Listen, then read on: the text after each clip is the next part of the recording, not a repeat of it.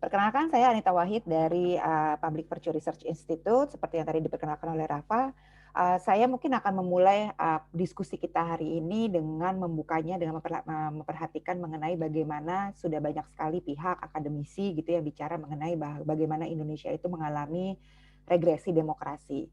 Kalau kita melihat beberapa hal yang memperlihatkan hal tersebut adalah misalnya adanya proses ketidakpuasan atau kekecewaan publik terhadap institusi-institusi mapan seperti misalnya institusi penegak hukum, institusi pengadilan dan seterusnya. Lalu regresi demokrasi ini juga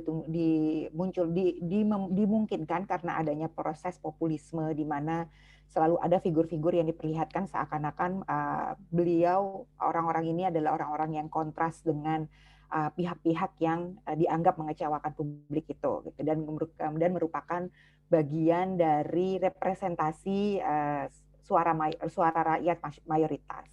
Dan yang terakhir, proses regresi demokrasi itu juga kemudian menjadi dimungkinkan ketika adanya polarisasi efektif. Dalam berbagai levelnya kita bisa saja memperdebatkan sudah di level mana gitu Indonesia saat ini berada di dalam masing-masing proses ini. Tetapi saya nggak mau menghabiskan waktu terlalu banyak di situ. Saya mau justru fokusnya pada bagaimana ruang publik kita untuk bicara itu semakin lama semakin menyempit semenjak beberapa tahun terakhir. Kalau kita lihat misalnya ada dua hal yang dipergunakan cukup masif gitu untuk memperkecil ruang bicara kita. Yang pertama adalah information operations atau operasi informasi. Sebenarnya ini adalah bagian dari yang kedua gitu, tapi saya mau pisahkan supaya bisa lebih jelas aja sedikit. Information operations ini memang adalah strategi-strategi yang dipergunakan untuk mendapatkan atau menciptakan sebuah tujuan-tujuan tertentu, kayak misalnya ada perubahan perilaku dan perubahan persepsi dari yang menerima informasi, kemudian adanya penurunan partisipasi dari kelompok-kelompok atau orang-orang yang dianggap berseberangan dari yang mempergunakan operasi informasi ini, dan kemudian adanya hasil berupa berkurangnya kualitas lingkungan komunikasi kita, jadi ekosistem komunikasi kita berkurang kualitasnya gitu, turun banget, dan kemudian yang terakhir adalah berkurangnya kualitas dari informasi yang tersedia. Jadi informasi yang ada justru dengan sengaja dipelihara yang toksik-toksik gitu, bukan yang malah berkualitas. Nah, kalau kita melihat ini sebenarnya adalah hal-hal yang selama beberapa tahun terakhir banyak dipergunakan gitu ya, banyak sekali tujuannya berusaha untuk menciptakan ini. Ada banyak strategi dan taktik-taktik yang juga sangat kita lihat cukup dipergunakan secara masif gitu di Indonesia. Ngomong-ngomong ini information operations tentu saja nggak melulu urusan Indonesia ya, karena seluruh dunia juga banyak sekali yang melakukan hal yang sama dan menggunakan strategi yang sama. Kita melihat misalnya bagaimana penggunaan fitnah, doxing, hacking, dan pembocoran dokumen itu dilakukan gitu untuk menurunkan tingkat partisipasi oposisi atau siapapun yang bertentangan dengan pihak-pihak tertentu. Kalau ngomongin mengenai hacking, sebenarnya saya agak cenderung untuk nggak mempergunakan kata hacking gitu, tapi let's say saya lebih suka menggunakannya kata cracking karena teman-teman ethical hackers kasihan banget, mereka selalu jadi kambing hitam kalau misalnya ada urusan-urusan peretasan. Padahal mereka sebenarnya banyak sekali membantu hal-hal yang sifatnya positif buat melawan pembungkaman suara kita di ruang publik. Kita juga melihat bagaimana kita ditakut-takuti gitu ya dengan berbagai macam cerita-cerita gitu, kayak misalnya kalau yang melanda KPK itu adalah narasi Taliban supaya kita takut adanya proses radikalisme terjadi di KPK, dan kemudian kita melakukan hal-hal sesuai yang diinginkan oleh siapapun yang menciptakan informasi-informasi tersebut. Dan tentu saja kita juga bicara mengenai bagaimana eksploitasi algoritma dan kemudian dimanipulasinya berbagai macam informasi itu benar-benar untuk mereduksi informasi yang memang sesungguhnya justru kita butuhkan gitu, yang tidak kita butuhkan malah semakin gitu disebar-sebarkan. Nah, operasi informasi ini sebenarnya adalah bagian dari computational propaganda gitu, atau propaganda terkomputasi. Artinya adalah penggunaan algoritma, otomasi, berbagai macam fitur yang ada di dalam sosial media, data ini digunakan untuk membentuk atau mempengaruhi kehidupan publik. Kalau kita melihat penggunaan computational propaganda ini bisa dilakukan melalui dua strategi. Strategi yang pertama adalah amplifikasi narasi dan yang kedua adalah menggunakan serangan. Kalau kita bicara mengenai amplifikasi narasi, kita nggak ngelihat lagi mengenai benar atau salahnya narasinya. Kita yang lihatnya adalah yang penting narasinya tersebar, yang penting narasinya ada di kepalanya orang-orang, nyangkut, orang-orang percaya gitu ya. Maka yang dipergunakan misalnya adalah bots. Bots itu luar biasa berbahaya sebenarnya. Walaupun kesannya ya udahlah biarin aja cuman akun robot gitu. Tetapi dia punya implikasi yang besar dalam hal pengambilan kebijakan publik. Misalnya, kalau sebuah kebijakan itu diambil oleh pemerintah atau oleh DPR gitu ya, misalnya disahkan, dan kemudian masyarakat atau publik banyak sekali yang menolak kebijakan tersebut karena dianggap sebagai sesuatu yang berakibat sangat fatal terhadap demokrasi atau terhadap isu-isu apapun gitu, maka bots akan dipergunakan untuk mengangkat narasi seakan-akan ada persetujuan dari mayoritas masyarakat terhadap kebijakan tersebut. Jadi volumenya dibesarkan menggunakan bots. Sehingga buat kelompok-kelompok yang mendukung adanya kebijakan ini diimplementasikan, mereka langsung menjustifikasi bahwa lihat nih, volume pendukungnya banyak kok. Kita didukung oleh rakyat untuk mengambil kebijakan ini. Jadi sebenarnya bahaya sekali. Akibat volume besar itu, pengambil kebijakan jadi nggak bisa lihat suara-suara yang ada di belakangnya, yaitu yang menolak. Buzzers tentu saja mereka salah satunya adalah nggak hanya untuk mengamplifikasi narasi, tapi juga menciptakan narasi. Influencers berbeda lagi.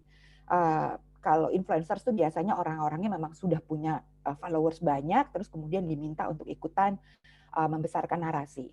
Terus kemudian ada micro-targeting pengguna sosial media dengan berbagai macam perilakunya yang direkam oleh algoritma sosial media, kemudian ditargetkan untuk menerima pesan-pesan tertentu. Ada lagi metodenya adalah menggunakan media manipulation. Sebuah isu yang sebenarnya nggak terlalu bermanfaat buat masyarakat, misalnya dibikin supaya terlihat sangat penting dengan menggunakan berbagai macam hashtag dan berbagai macam strategi lain, supaya mau nggak mau media ngangkat isu ini. Padahal sebenarnya sih nggak bermanfaat. Atau menggunakan hal-hal yang sifatnya misalnya pemalsuan, kayak bikin website, karena kan itu adalah websitenya sebuah media, isinya adalah berita-berita, tapi sebenarnya isinya penuh dengan propaganda. Belum lagi tentu saja hoax juga adalah salah satu senjata yang dimainkan di dalam amplifikasi narasi. Kayak ya itu informasi-informasi yang tidak benar mengenai adanya Talibanisme atau hal-hal yang menyangkut hal-hal pribadi gitu yang menyangkut 75 orang yang dicap tidak lulus TWK misalnya. Itu dipergunakan sekali dan diperbesar justru volumenya. Kalau kita melihat serangan, maka kita lihat adanya penggunaan troll, adanya penggunaan kampanye untuk menjelek-jelekan orang, hoax tentu saja iya, adanya pengalihan isu, adanya penggunaan doxing, adanya penggunaan canceling and punishing, itu kayak misalnya ada satu media tertentu yang paling sering gitu kayaknya rame-rame begitu media ini membuat sebuah pemberitaan yang tidak diinginkan oleh publik atau publik nggak suka atau siapapun ada yang nggak suka, lalu rame-rame diajak untuk menginstal media ini, lalu kemudian rame-rame disuruh untuk ngasih bintang 1 sehingga ratingnya langsung turun gitu. Intimidasi juga jelas. Nah, kalau kita bicara mengenai intimidasi sebenarnya nggak cuma urusan digital aja. Secara fisik pun ada. Atau kombinasi keduanya. Kayak misalnya yang terjadi di Kalbar gitu ya, yang baru banget. Mungkin nanti Bang Edo bisa menjelaskan lebih detail lagi mengenai ini. Mengenai bagaimana salah satu kawan itu habis nonton nobar Endgame gitu kemarin, rumahnya didatengin Intel dan aparat gitu. Itu yang fisik. Tetapi ternyata kemudian ketahuan bahwa ini adalah gabungan dengan digital juga karena nomor WA salah satu kawannya ternyata diretas dan kemudian dari WA tersebut dikirimkan ajakan yang provokatif sekali, yaitu berupa ajakan untuk ngebom lokasi nonton Endgame-nya gitu ya. Jadi ini kan adalah hal yang sangat mengkhawatirkan karena nggak cuma masalah peretasannya, nggak cuma masalah crackingnya aja, nggak cuma masalah akun kita diambil atau didengarkan menggunakan spyware gitu atau apa yang lainnya. Tetapi masalah bagaimana pesan-pesan tertentu bisa disusupi ke gawai kita untuk membuat seakan-akan kita itu punya niatan melakukan tindak pidana. Nah, ini yang berbahaya sekali gitu, karena semakin kita digituin, semakin banyak yang mengalami itu, maka tentu saja tekanan terhadap orang untuk mau bersuara menjadi sangat berkurang. Belum lagi pengambil alihan akun untuk tujuan lain gitu. Apalagi kalau melihat akhir-akhir ini banyak sekali pada saat mungkin seminggu, 2 minggu yang lalu, teman-teman di ICW yang akunnya rame-rame diambil WhatsApp-nya, mereka semua kelempar dari akunnya. Ada usaha juga untuk masuk ke dalam email-emailnya, akun Telegramnya dan segala macam. Bahkan ada juga yang akun online transportation-nya diambil alih sehingga kemudian menerima banyak sekali kiriman makanan yang harus dia bayar. Itu juga masalah gitu. Belum lagi kita bicara kalau misalnya gimana undang-undang ITE itu banyak sekali dimanfaatkan untuk melakukan serangan-serangan ini. Gampang, ketika dikritik tinggal nuduh orang yang kritik dengan tuduhan pencemaran nama baik dan seterusnya gitu ya, atau pasal-pasal lain di undang-undang ITE, sehingga makin banyak lagi pembungkaman. Kita tahu sendiri kalau misalnya SafeNet itu sudah mengeluarkan laporan yang memperlihatkan bahwa ternyata pengguna undang-undang ITE paling banyak adalah politisi gitu. Jadi wajar sekali kalau kemudian kita kaitkan itu dengan usaha untuk pembungkaman suara-suara kritis. Nah, kalau kita bicara mengenai 2 strategi itu, amplifikasi narasi dan serangan, maka kita mesti nanya, lakuinnya gimana sih gitu? Siapa yang lakuin? Nah, ya ini sebenarnya adalah bisa dilakukan dengan melalui 2 jalur. Jalur pertama adalah menggunakan sekelompok orang yang mahir melakukan serangan digital, jadi para crackers di entah disewa gitu untuk melakukan itu, atau menggunakan teknologi-teknologi yang sangat canggih, spyware canggih, misalnya Pegasus dan seterusnya. Terus kemudian ada lagi yang memanfaatkan justru polarisasi yang ada di masyarakat kita. Karena ini yang sebenarnya menjadi sangat masalah gitu ya, terutama sekali kalau kita melihat di dalam beberapa kasus kebijakan publik terakhir seperti Omnibus Law, kemudian revisi Undang-Undang KPK dan sekarang TWK, yang paling besar dipergunakan di dalam ranah digital itu adalah pemanfaatan polarisasi ini supaya publik yang terjebak di dalam kelompok-kelompok polarisasi terdorong ikut melakukan amplifikasi narasi dan serangan. Nah, gitu. Jadi itu bagaimana pola-polanya. Nah, sekarang saya cuma mau bicara aja sedikit sekali mengenai bagaimana kita dengan mudahnya dipergunakan dan dimanfaatkan untuk menjadi senjata oleh para mereka yang punya agenda dengan cara kita dijadikan ketika kita terjebak di dalam salah satu kelompok polarisasi. Yang menyebalkan dari kelompok polarisasi ini adalah dua-duanya itu hanya bisa memandangnya, cuma ada satu konteks deh yang bisa terjadi di situ, yaitu konteksnya adalah kita lawan mereka. Ya, aku pegang ini juga, stopwatch. Kita versus mereka gitu. Jadi selalu hanya kita dan mereka aja yang terlihat, kelompok lain tidak terlihat. Nah, di dalam polarisasi ini, kalau orang udah terjebak di dalamnya, maka akan muncul beberapa hal tertentu yang seringkali orang nggak sadarin. Seperti misalnya bagaimana narasi-narasi atau informasi yang bisa mereka terima hanyalah informasi yang memang selaras dengan apa yang sudah dipercaya oleh kelompok tersebut.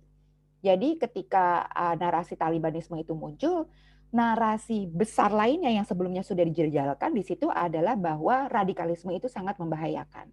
Oleh karenanya kemudian ditambahkan dengan narasi bahwa ada radikalisme di KPK, akhirnya itu yang diterima. Sementara narasi lainnya dianggap tidak sesuai dengan pemahaman mengenai narasi yang mereka sudah percayai sebelumnya.